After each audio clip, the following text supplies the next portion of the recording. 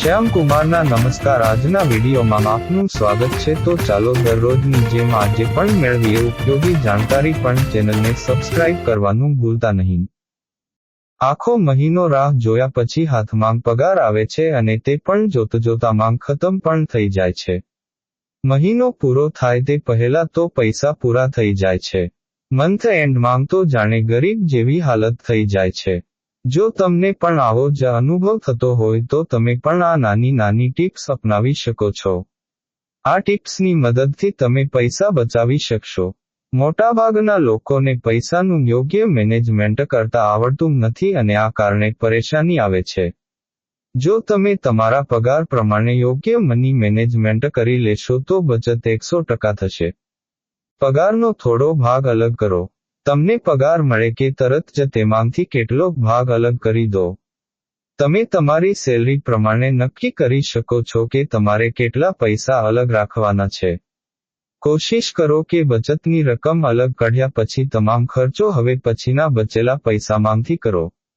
બચતના પૈસાને ઇમરજન્સી દરમિયાન જ ખર્ચ કરો. જો તમે પહેલેથી આ પ્રકારનું પ્લાનિંગ કરશો તો સારી એવી બચત થઈ શકશે અને મહિનાના અંતમાં થોડા પૈસા પણ બચી જશે. મની મેનેજમેન્ટ તમને પૈસા બચાવવામાં 100% મદદ કરશે. બજેટ બનાવવું છે ખૂબ જરૂરી. તમને આ વાત સાવ સામાન્ય કે ફાલતુ લાગી શકે છે, પરંતુ આ સૌથી મોટી જરૂરિયાત છે. દરેક મહિનાનું બજેટ પહેલેથી બનાવીને જ રાખો. કમસે કમ એક મોટો હિસાબ તો તમને ખ્યાલ હોવો જ જોઈએ. ક્યારેક આપણે બજેટ બનાવ્યા વગર ફાલતુ વસ્તુઓ અને જગ્યાઓ પર પૈસા ખર્ચી દઈએ છીએ. દર મહિને સેલરી મળે તે પહેલા એક બજેટ બનાવી લો અને તેમાં જરૂરી વસ્તુઓને સામેલ કરો. આ પ્રમાણે જ પૈસા ખર્ચ કરો.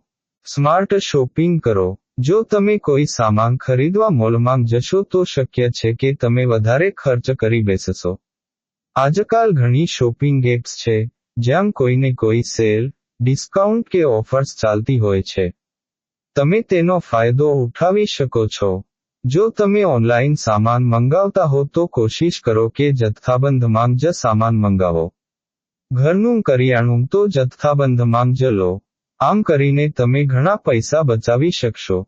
ફાલતુના ખર્ચ પર લગાવો રોક. ઘણી વખત આપણે ફિઝૂલખર્ચીના ચક્કરમાં ઘણા પૈસા ઉડાવી દઈએ છીએ. આ વસ્તુઓના લીધે જ આપણે મહિનાના અંતમાં પૈસા વગર રહેવું પડે છે. કોશિશ કરો કે ફાલતુના ખર્ચાથી બચો. ઘણી વખત આપણે એવો બિનજરૂરી સામાન ખરીદી લઈએ છીએ જેની જરૂર હોતી જ નથી.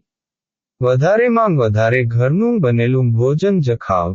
તેનાથી પૈસા તો બચશે, સાથે હેલ્થ પણ સારી રહેશે. હેલ્થના ખર્ચા પણ ઘટશે.